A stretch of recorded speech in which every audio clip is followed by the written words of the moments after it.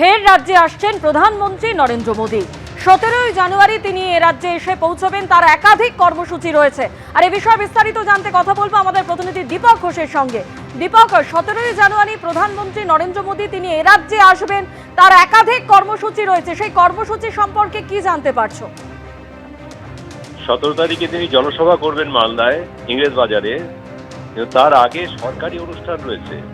অমৃত Bharat rail প্রকল্পের আওতায় Malda railway স্টেশনকে নতুন করে সাজিয়ে তোলা হয়েছে, অত্যাধুনিকভাবে সাজিয়ে তোলা হয়েছে। সেই নতুন স্টেশনের উদ্বোধন করবেন প্রধানমন্ত্রী এবং সেই সঙ্গে সেই নতুন স্টেশন থেকেই সূচনা করবেন ভারতের প্রথম বন্দে ভারত স্লিপার এক্সপ্রেসের। সেই ট্রেনের উদ্বোধন করবেন সেই দিন। যদিও যাত্রী নিয়ে চলাচল করবে ট্রেনটি 18 তারিখ হাওড়া থেকে, তিনি 17 তারিখ উদ্বোধন করে দেবেন। 17 তারিখ মালদা থেকে তিনি দুটো অমৃত ভারত এক্সপ্রেস উদ্বোধন করবেন। একটা মালদা থেকে নাগপুর যাবে আর একটি মালদা থেকে দক্ষিণ ভারতের শেষ সীমা পর্যন্ত যাবে। এখন 18 তারিখে তিনি পরের দিন আবার চলে আসছেন হাওড়াতে, সেখানে সভা করতে। হুগলিতে সভা করবেন তিনি, হাওড়াতে নয়, হুগলিতে সভা করবেন তিনি। হুগলির সিঙ্গুরে জনসভা করবেন। তার আগে সরকারি অনুষ্ঠান বলতে হুগলি থেকে পুরুলিয়া পর্যন্ত একটা লোকাল ট্রেনের উদ্বোধন করবেন। তারপরে তিনি জনসভা করবেন। বিজেপির তরফ থেকে যেটা বলা হচ্ছে যে তারা এই নির্বাচনে বিশেষভাবে তুলে ধরতে চাইছেন রাজ্যের শিল্প পরিস্থিতির অবস্থা। দীর্ঘদিন ধরে বিরোধীরা অভিযোগ করে গত 15 বছরে না এসেছে বিনিয়োগ, না হয়েছে কর্মসংস্থান। সুতরাং সিঙ্গুর একটা প্রতীকী। সিঙ্গুরে যেটা বিরোধীরা অভিযোগ করে সেটা হচ্ছে একটা শিল্পের অপমৃত্যু হয়েছে সেখানে, এবং তারপর থেকে পশ্চিমবঙ্গ কার্যত বিনিয়োগ শূন্য হয়ে গেছে। কর্মসংস্থানের প্রশ্নে বড়সড় একটা খাত প্রশ্নচিহ্ন তৈরি হয়েছে।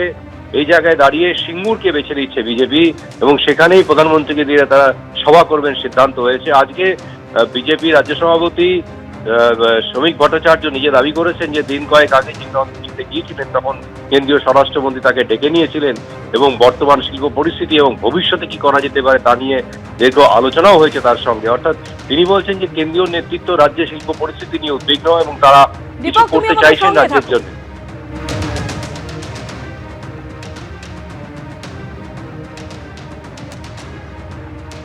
এখনো আমরা সভার ঘোষণা করিনি।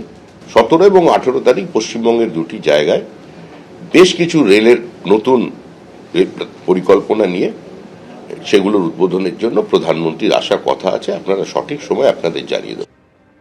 তৃণমূলের রাজ্য সাধারণ সম্পাদক কুণাল ঘোষ এই মুহূর্তে টেলিফোনে আমাদের সঙ্গে রয়েছেন। কুণাল দা, এর আগেই আমরা দেখেছি যে বিজেপির কেন্দ্রীয় নেতৃত্বের তরফে যেখানে বলা হয়েছে যে পাখির চোখ পশ্চিমবঙ্গের বিধানসভা নির্বাচন এবং তার জন্য তাদের একাধিক কর্মসূচি। কখনো দেখেছি কেন্দ্রীয় স্বরাষ্ট্রমন্ত্রী এবং আবারও প্রধানমন্ত্রী নরেন্দ্র মোদী তিনি 17 তারিখ এ রাজ্যে আসছেন, তার একাধিক কর্মসূচি রয়েছে এবং তার মধ্যে অন্যতম 18 জানুয়ারি সিঙ্গুরে তার একটি জনসভাও রয়েছে।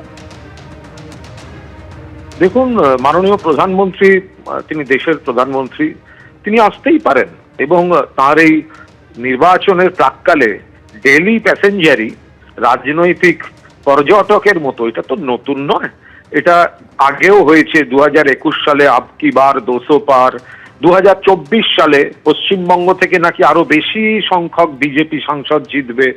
তো সবই উল্টো হয়েছে।